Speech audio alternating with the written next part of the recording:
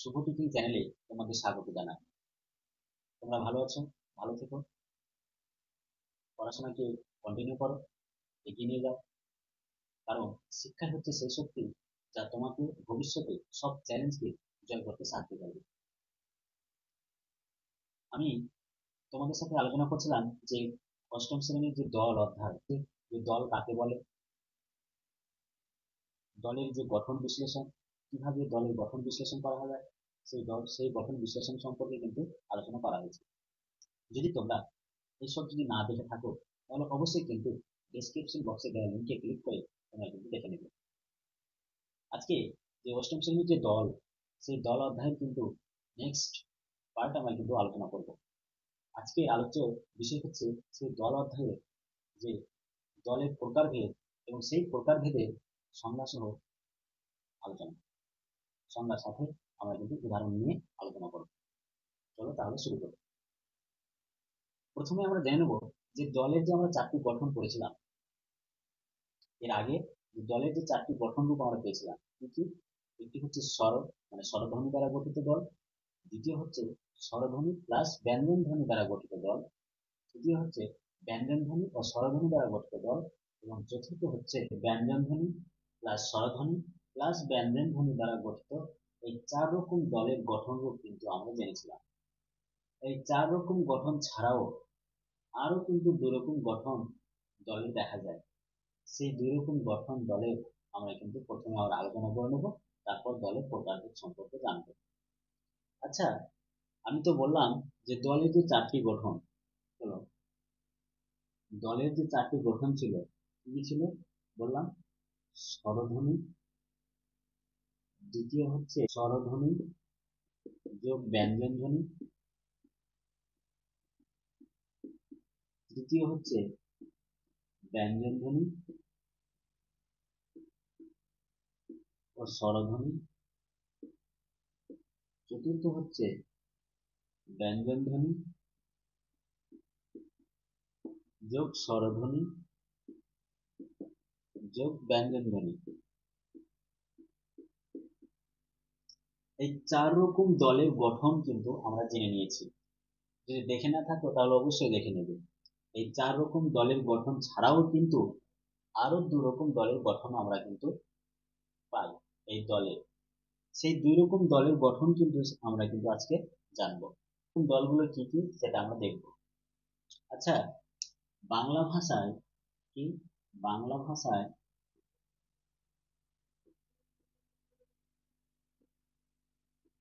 বাংলা ভাষায় দলের আরো দুই রকম গঠন দেখা যায়। সেই দুই রকম গঠন কি কি? প্রথম হচ্ছে, এক নম্বর হচ্ছে যে যৌগিক স্বরধ্বনি দ্বারা গঠিত দল। কি? যৌগিক স্বরধ্বনি দ্বারা গঠিত দল। আচ্ছা, এই যে যৌগিক স্বরধ্বনি দ্বারা গঠিত দল একটি। দ্বিতীয় হচ্ছে একাধিক ব্যঞ্জন ধ্বনি। কি? দ্বিতীয় হচ্ছে একাধিক ব্যঞ্জন ধ্বনি ও একাধিক ব্যঞ্জন ধ্বনি ও একটি স্বরধ্বনি দ্বারা গঠিত দল। একটি স্বরধ্বনি দ্বারা গঠিত দল। আচ্ছা, দলের যে আমরা চারটি গঠন, সেই চারটি গঠন মনে আছে? ওই চারটি গঠন ছাড়াও কিন্তু আরো দুই ধরনের গঠন কিন্তু আমরা দেখতে পাই। একটি হচ্ছে যৌগিক স্বরধ্বনি দ্বারা গঠিত দল, দ্বিতীয় হচ্ছে একাধিক ব্যঞ্জন ধ্বনি ও একটি স্বরধ্বনি দ্বারা গঠিত দল। আচ্ছা, এই দুটি এবার কিন্তু আমরা আলোচনা করব, এই দুটি সম্পর্কে আমরা জানবো। প্রথমে আমরা জেনে নেব এই যৌগিক স্বরধ্বনি দ্বারা গঠিত দলের সম্পর্কে। আচ্ছা, এই যে যৌগিক স্বরধ্বনি, এই যৌগিক স্বরধ্বনি দ্বারা গঠিত দলে কিন্তু থাকবে কি? পূর্ণস্বর। কি থাকবে? পূর্ণস্বর যোগ অর্ধস্বর। অর্থাৎ এই পূর্ণস্বর ও অর্ধস্বর মিলে কিন্তু এই যৌগিক স্বরধ্বনি দ্বারা গঠিত দল তৈরি হবে। আচ্ছা, প্রথমে আমরা জেনে নিই যে যৌগিক স্বরধ্বনি কি কি। প্রথমে আমরা জেনে নেব যে যৌগিক স্বরধ্বনি হচ্ছে, যৌগিক স্বরধ্বনি কি কি? যৌগিক স্বরধ্বনি হলো, এটা কিন্তু আমাদের জানতে হবে, কারণ এটা যদি আমরা না জানি তাহলে কিন্তু দল নির্ণয় করতে আমাদের অসুবিধা হবে। প্রথমে আমরা জেনে নেব যৌগিক স্বরধ্বনি কি কি। যৌগিক স্বরধ্বনি হলো দুটি, কি কি? ওই আর ও। কি কি? ওই আর ও। আচ্ছা, ওই যে এই দুটি স্বরধ্বনি অর্থাৎ কিসের সঙ্গে যুক্ত আছে? ও যোগ হর্ষই, কি ও যোগ হর্ষই মিলে হচ্ছে ওই, আর এটা হচ্ছে ও যোগ হর্ষও মিলে হচ্ছে ও। আশা করি বোঝা গেল। তো যৌগিক স্বরধ্বনি কি কি? যৌগিক স্বরধ্বনি হচ্ছে দুটি, ওই আর ও। এই ওইটাকে যদি আমরা বিশ্লেষণ করি তাহলে পাচ্ছি ও যোগ হর্ষই, আর ওটাকে যদি আমরা বিশ্লেষণ করি তাহলে আমরা পাবো ও যোগ হর্ষ উ। এবার আমরা দেখব এই যৌগিক স্বরধ্বনি দ্বারা গঠিত দলের, যেমন বললাম যে পূর্ণস্বর আর অর্ধস্বর, এই পূর্ণস্বর আর অর্ধস্বর সম্পর্কে আমরা একটু জেনে নিই আগে। এই পূর্ণস্বরটা কি আর অর্ধস্বরটা কি এটা আগে আমরা জেনে নিই, তাহলে উদাহরণের সাহায্যে যৌগিক স্বরধ্বনি দ্বারা গঠিত দলটা আমরা বুঝে নেব। আচ্ছা, পূর্ণস্বর হচ্ছে কি? কোন দলে কি কোন দলে কোন দলে দুটি স্বরধ্বনি কি কোন দলে দুটি স্বরধ্বনি কোন দলে দুটি স্বরধ্বনির যোগ ঘটলে পূর্ণভাবে কি পূর্ণভাবে পূর্ণভাবে উচ্চারিত পূর্ণভাবে উচ্চারিত প্রথমটিকে কি পূর্ণভাবে উচ্চারিত প্রথমটিকে কি বলা হয়? প্রথমটিকে পূর্ণস্বর বলা হয়। প্রথমটিকে কি বলা হয়? পূর্ণস্বর। তাহলে পূর্ণস্বর কাকে বলে?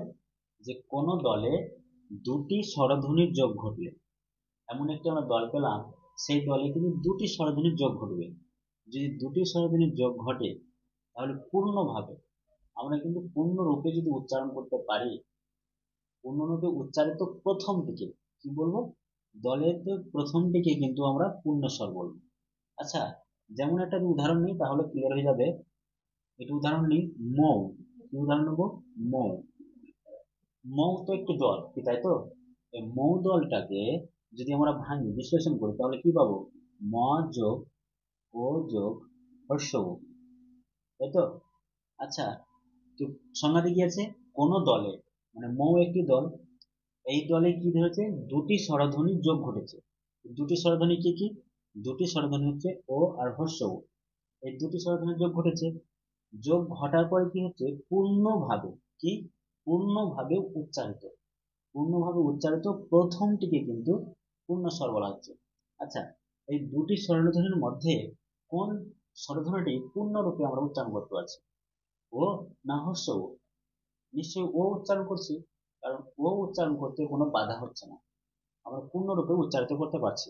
ও প্লাস এই দুটি স্বরধ্বনির মধ্যে প্রথম রয়েছে এটা ও, তাই ও স্বরধ্বনিটি হচ্ছে পূর্ণস্বর।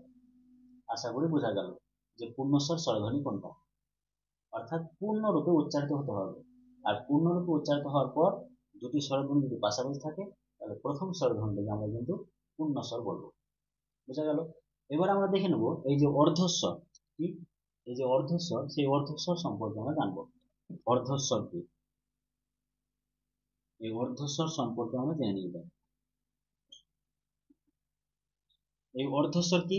যে কোন দলে দুটি স্বরধ্বনির যোগ ঘটলে কি কোন দলে দুটি স্বরধ্বনির যোগ ঘটলে অর্ধরূপে, কি রূপে হবে এটা?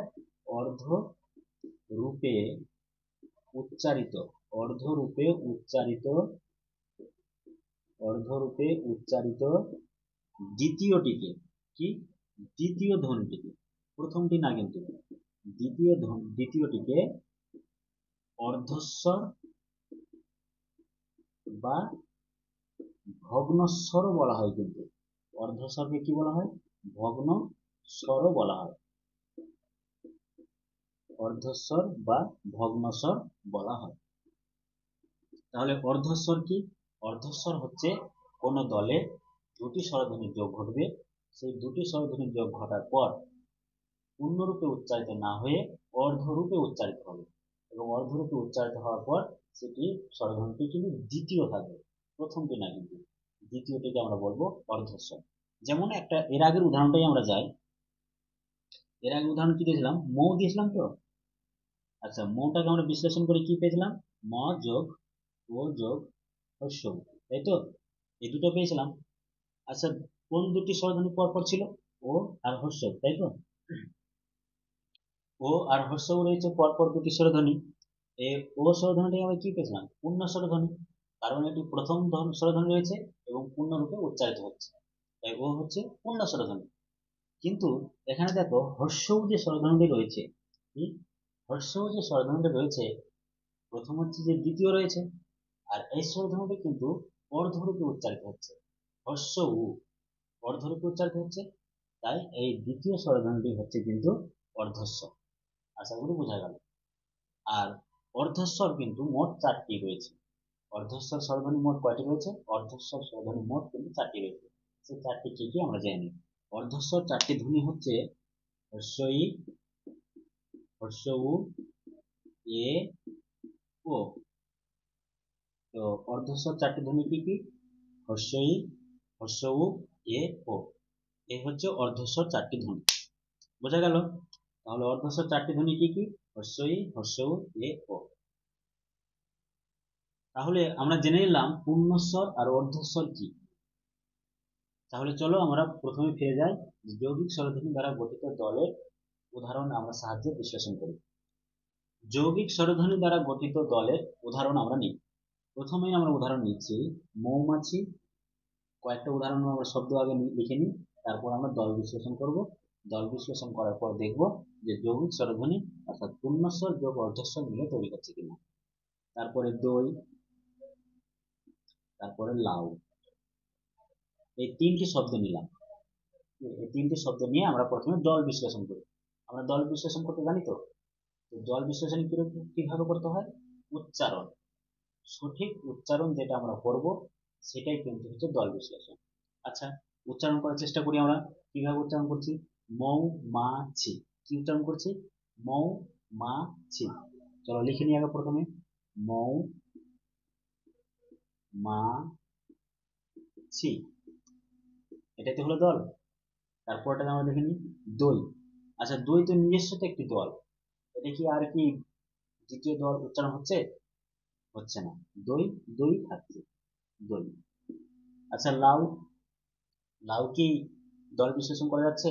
লাউ একটাই তো উচ্চারণ হচ্ছে, কি তাই তো? লাউ লাউ থাকছে। 3টি শব্দকে আমরা দল বিশ্লেষণ করে নিয়েছি। এই 3টি শব্দকে দল বিশ্লেষণ করে নিলাম। এরপর আমরা দেখব পূর্ণস্বর আর অর্ধস্বর রয়েছে কিনা। আচ্ছা, প্রথমে আমরা কি দেখছি যে মৌ। মৌ শব্দটাকে এর আগে আমরা ভেঙে দেখালাম, আশা করি এটা অসুবিধা হবে না। যে ম যোগ ও, এটাই তো ঔকার। তো ও তো একটি যৌগিক স্বরধ্বনি, কি তাই তো? ও একটি যৌগিক স্বরধ্বনি। তাহলে মৌ হচ্ছে যৌগিক স্বরধ্বনি দ্বারা গঠিত একটি দল। এরপর আমরা দেখে নিই দই। এই দই দলটি যে আছে সে যৌগিক স্বরধ্বনি দ্বারা গঠিত দলের আছে কিনা। দ যোগ অ যোগ হর্ষই, তাই তো? আচ্ছা, কি বলেছিলাম? যে দুটি স্বরধ্বনি পাশাপাশি থাকবে। আচ্ছা, এবার এখানে একটা জিনিস খেয়াল করো, যে পূর্ণস্বর এবং অর্ধস্বর মিলে আছে কিনা। আচ্ছা, এটা যে দেখালাম না, এটা কি কোনো অসুবিধা হচ্ছে? যদি ওটাকে যদি আমরা ভাঙি, কিন্তু আমরা কি পাবো? ও যোগ হর্ষও পাবো তো, কি তাই তো? এর আগে আমি দেখিয়ে দিয়েছি বলে আর এটাকে আমি ভাঙলাম না। চলো, তো দ যোগ অ যোগ হর্ষই দুটো রয়েছে। আচ্ছা, পূর্ণস্বর কোনটা? অ না হর্ষই? নিশ্চয়ই অ। অ হচ্ছে পূর্ণস্বর এবং প্রথম স্বর রয়েছে। অর্ধস্বর কোনটা? হর্ষই। আমরা তো একটু আগে জেনেছিলাম যে অর্ধস্বর 4টি, হর্ষই হর্ষই এ ও। তো এইটা হচ্ছে অর্ধস্বর, এটা হচ্ছে পূর্ণস্বর। তার মানে দই হচ্ছে যৌগিক স্বরধ্বনি দ্বারা গঠিত দলের উদাহরণ। এরপর আমরা দেখে নেব লাউ। লাউটাকে আমরা বিশ্লেষণ করি। ল যোগ আ যোগ হর্ষ। আচ্ছা, আটা কি পূর্ণস্বর না অর্ধস্বর? দুটি স্বরধ্বনি পাশাপাশি যোগ ঘটেছে, যোগ ঘটার পর প্রথমটি এবং পূর্ণরূপে উচ্চারিত হচ্ছে আ। আ পূর্ণরূপে উচ্চারিত হচ্ছে, তাই আ হচ্ছে পূর্ণস্বর আর হর্ষ হচ্ছে অর্ধস্বর। আর অর্ধস্বর 4টি, হর্ষই হর্ষ এ ও। তাহলে মৌমাছি, মৌমাছি মৌ, দই, লাউ যৌগিক স্বরধ্বনি দ্বারা গঠিত দলের উদাহরণ। একাধিক ব্যঞ্জনধ্বনি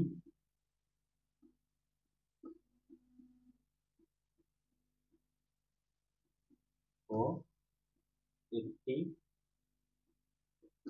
স্বরধ্বনি দ্বারা গঠিত দল।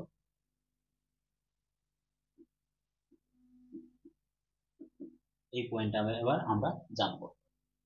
একাধিক ব্যঞ্জনধ্বনি এবং একটি স্বরধ্বনি দ্বারা গঠিত দলের উদাহরণ জানবো। প্রথমে কিছু শব্দ নিই। প্রথমে শব্দ নিলাম শ্রী। শ্রী শব্দটা নিলাম। শ্রী এটা তো একটা নিজস্ব একটি দল, তো শ্রী শ্রী এটা একটি দল। এই শব্দটিকে আমরা ভেঙে নিয়ে এলাম। তো বাংলা কি পাবো? শ্রী তালবস্য র যোগ দীর্ঘ ই, তাই তো? শ্রী। আচ্ছা, কিরকম একাধিক কি রয়েছে? একাধিক ব্যঞ্জন ধ্বনি।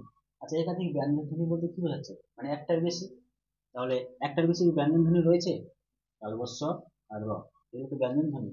তাহলে একটার বেশি রয়েছে, দুটো রয়েছে, মানে একাধিক ব্যঞ্জন ধ্বনি রয়েছে। আর কি থাকলো? একটি স্বরধ্বনি, একটি স্বরধ্বনি রয়েছে। এই হচ্ছে একাধিক ব্যঞ্জন ধ্বনি ও একটি স্বরধ্বনি দ্বারা গঠিত দলের উদাহরণ। আচ্ছা, আরেকটি উদাহরণ আমরা নিয়ে নিই। একটি শব্দ নিই প্রথমে, স্ত্রী। স্ত্রী শব্দ নিলাম। স্ত্রী তো একটি দল, তাই তো? আচ্ছা, স্ত্রী যদি একটি দল হয় তাহলে এটাকে আমরা বিশ্লেষণ করি। বিশ্লেষণ করলে আমরা বুঝতে পারবো যে একাধিক ব্যঞ্জন ধ্বনি ও একটি স্বরধ্বনি রয়েছে কিনা। দন্তস্ব, তারপরে কি হবে? ত, তারপরে কি হবে? র, তারপরে দীর্ঘ ই, স্ত্রী। তাই তো? দন্তস্ব, ত, র, দীর্ঘ। আচ্ছা, একাধিক ব্যঞ্জন ধ্বনি আছে কিনা আমরা দেখে নিই। একাধিক ব্যঞ্জন ব্যঞ্জন ধ্বনি রয়েছে, তিনটি ব্যঞ্জন ধ্বনি রয়েছে, মানে একাধিক। আর একটি স্বরধ্বনি রয়েছে, কি তাই তো? তাহলে বোঝা গেল যে একাধিক ব্যঞ্জন ধ্বনি ও একটি স্বরধ্বনি দ্বারা গঠিত দলের উদাহরণ। তাহলে চারটি যে দল গঠন রয়েছে, সেই চারটি দলের গঠন সম্পর্কে আমরা জানলাম। এই চারটি দল ছাড়াও কিন্তু আরো যে দুটি দলের গঠন রয়েছে, সেই দুটি দলের গঠন সম্পর্কে আমরা জানলাম। যদি এই চারটি আর এবং এই দুটি মোট 6টি দল নিয়ে যদি কারো কোনো জিজ্ঞাসা থাকে, তাহলে অবশ্যই কমেন্ট বক্সে বলবে। এবার আমরা দেখব যে দলের প্রকারভেদ, সেই দলের প্রকারভেদ সম্পর্কে। চলো তাহলে শুরু করি। দল বা অক্ষর।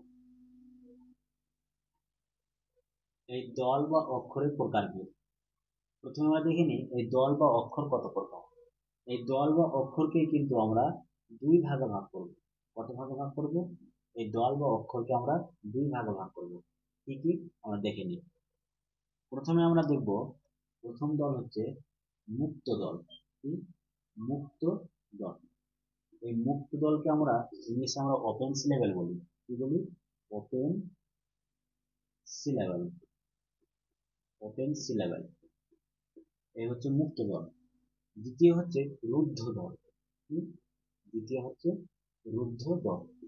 এই রুদ্ধ দলকে আমরা ইংলিশে কি বলি? Close syllable. তাহলে দল বা অক্ষর কত প্রকার পেলাম? দল বা অক্ষর কিন্তু দুই প্রকার, মুক্ত দল আর রুদ্ধ দল। মুক্ত দলকে কিন্তু আবার দুই ভাগে ভাগ করা হয়। কি কি? মুক্ত দলকে কিন্তু দুই ভাগে ভাগ করা হচ্ছে। কি কি আমরা দেখে নিই। মৌলিক মুক্ত দল। কি কি? মৌলিক মুক্ত দল, মৌলিক মুক্ত দল। দ্বিতীয় হচ্ছে যৌগিক মুক্ত দল। দ্বিতীয় কি? যৌগিক মুক্ত দল।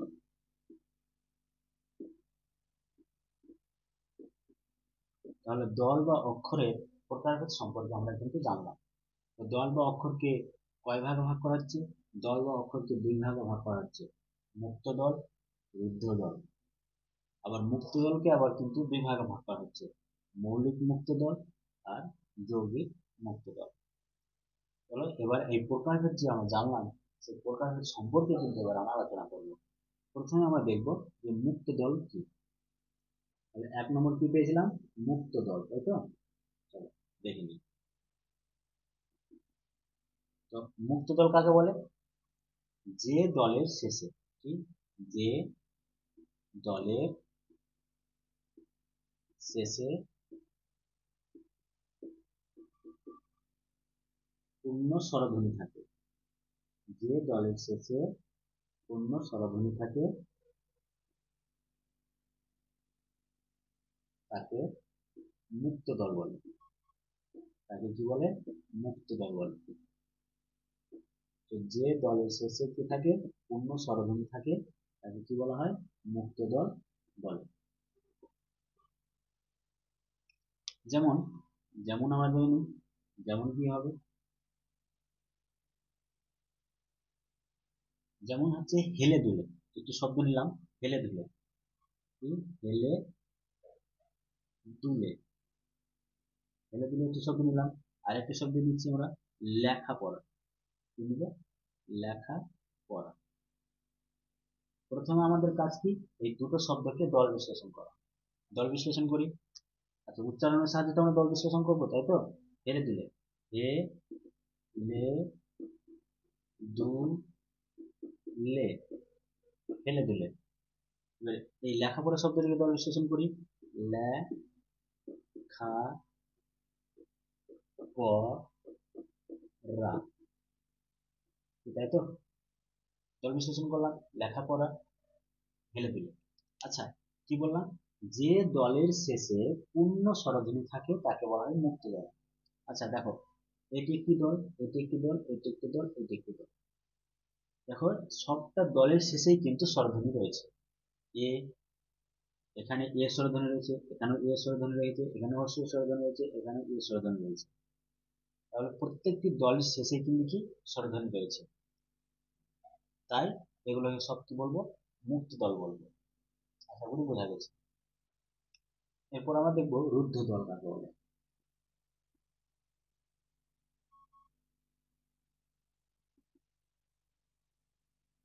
তো রুদ্ধ দল কাকে বলে? যে দলের শেষে, যে দলের শেষে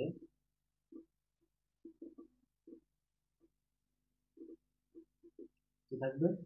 ব্যঞ্জন ধ্বনি। কি থাকবে? যে দলের শেষে ব্যঞ্জন ধ্বনি বা অর্ধস্বর, ব্যঞ্জন ধ্বনি না হয় কি থাকবে?